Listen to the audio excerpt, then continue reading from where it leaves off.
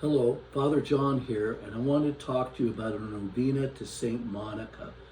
Saint Monica's feast day is August 27th, the day before the feast day of her son Augustine on August 28th.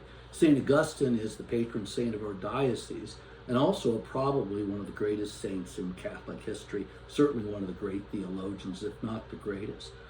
He's affected all of our lives in so many ways.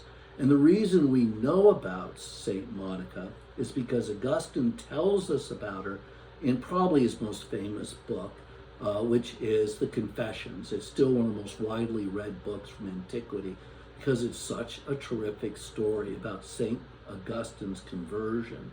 So I want to start by first telling you a little bit about Saint Augustine and the story he tells us in the Confessions. And then I want to tell you the story he tells us about his mom and why it is that she's the patron saint of women who have been victims of adultery, abuse, who have been widowed, and have very difficult children, starting with St. Augustine. And so here goes, the story of St. Augustine, as he tells it in the Confessions.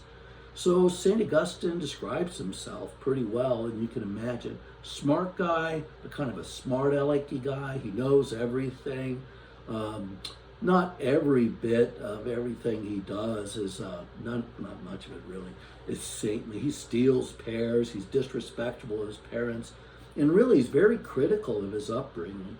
Obviously he's not very happy. His mom wants him to go to church and get baptized and be a Catholic, but he's not going to. Partly, the practice in the 4th century was to wait until you were older as a man and you had sown your wild oats to get baptized, because the sacrament of reconciliation, confession, was not as developed as it is now. And there were still sins that the church said it couldn't forgive, like apostasy and adultery and murder. And it took a while for the church and the doctrine of confession to unfold, partly because of some of the struggles of St. Augustine and the work that he did in theology. He played a role in all of that. But this, the story I'm telling now, is long before he became a Catholic. And so he goes through primary education, and he's not very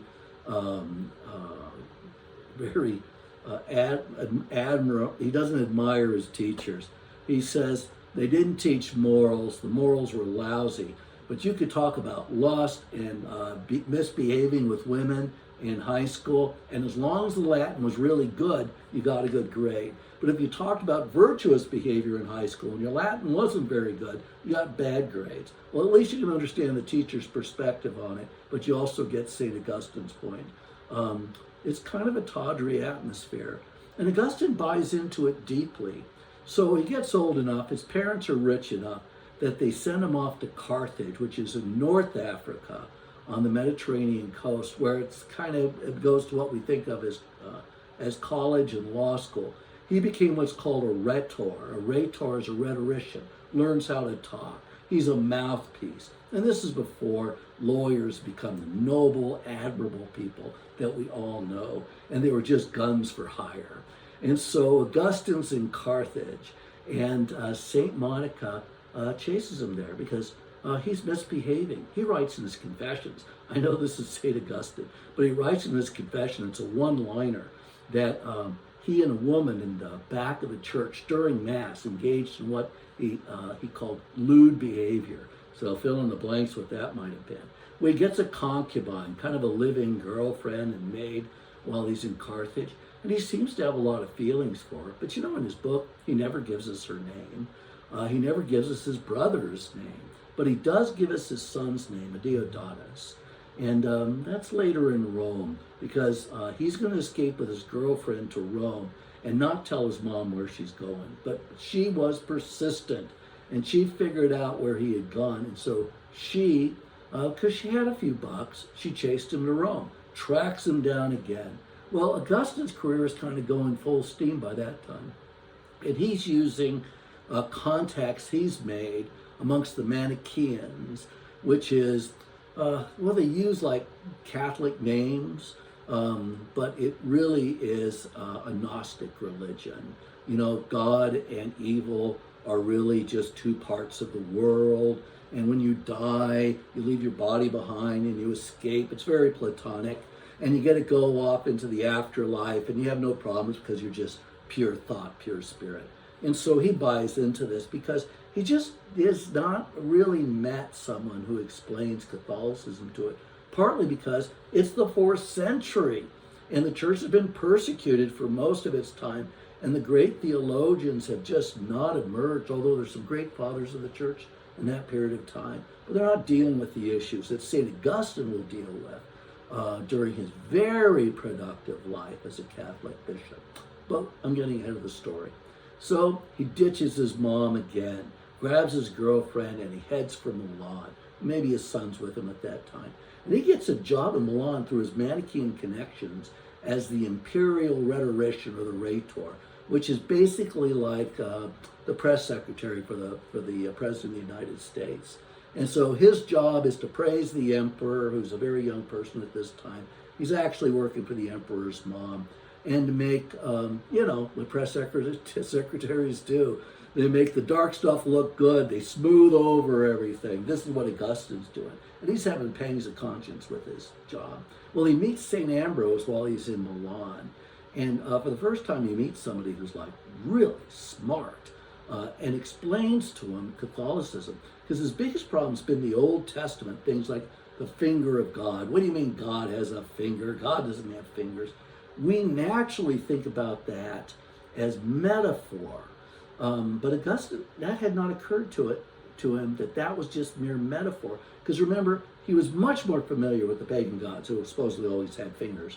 But St. Ambrose explained to him the role of metaphor and typology, which goes right back to the early apostles, but also tells you about the really poor state of catechetics in the 4th and 5th century in the church. We've had our ups and downs. Well, anyway, he goes down and he goes somewhere outside of Rome.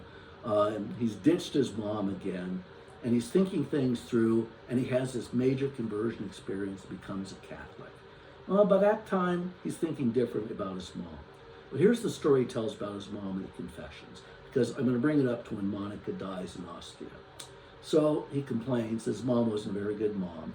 She was mostly pagan, wanted to be a Catholic, but didn't understand it very well. Her husband, Patrick, that's Augustine's dad, cheated on her and apparently roughed her up. How extensive that is, you're hard to figure out from the Confessions. But she turns to alcohol. One of the servants in the house calls her a wine bibber, which is apparently 4th century for lush. And she's just having problems because she's got a hard life. Husband doesn't love her, abuses her. Her children are difficult. She's really all alone, and she's trying to live this Catholic faith without a lot of understanding. But she knows and she believes that Jesus is actually God and can save her and save her son.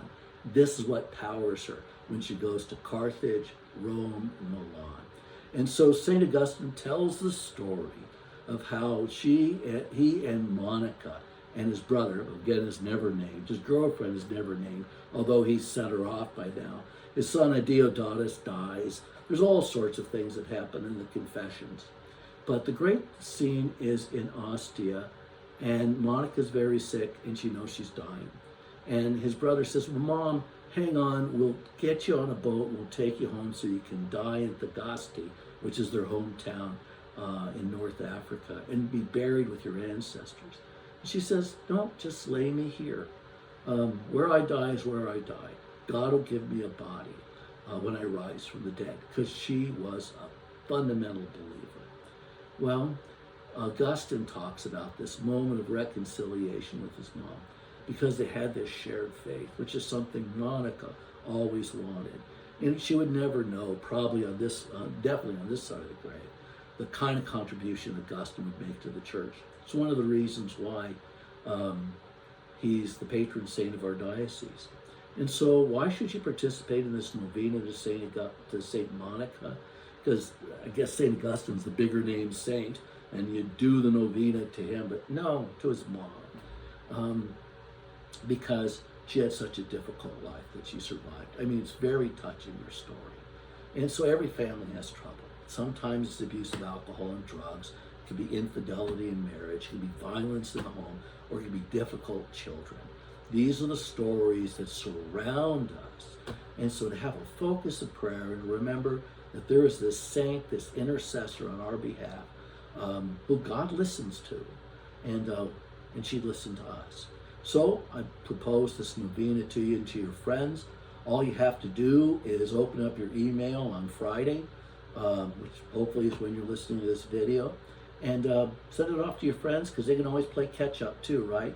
And catch up on this novena. It's a great opportunity to bring our prayers before God, and our families before God, and difficult marriages before God, and addictions, all the things you can be addicted to before God, with St. Monica as your intercessor. And so I invite you to join this novena and pray it with me, because I think it's a great opportunity where all of us come together, at least online, but clearly online with God in heaven, as we offer our prayers for the troubled aspects of our family. May God bless you. May God bless your families. Always hope in charity and faith. St. Monica, pray for us.